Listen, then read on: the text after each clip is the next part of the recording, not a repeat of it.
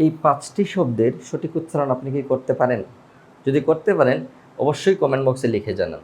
তো আমরা ৪টি রোগের নাম আছে এখানে, আর একটি পাখির পালক।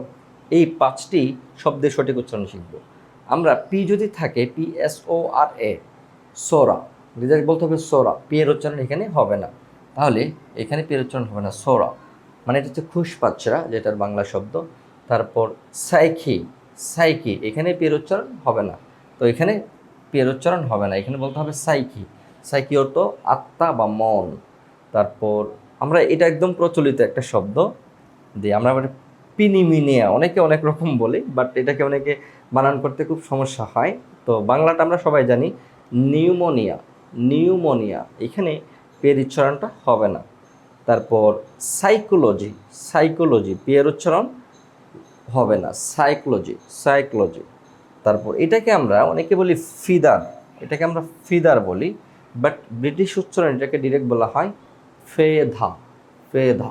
এই যে এখানে আর এর উচ্চারণ হবে না, বাট এখানে ফি না হবে, এটা হবে ফেদা, যে আর এর উচ্চারণটা এটা উজ্জ্বল থাকবে। হ্যাঁ, তো এখানে বলতে হবে ফেদা। লাইক এইভাবে আমাদের প্রনাউন্সিয়েশনের ক্লাস চলমান থাকবে।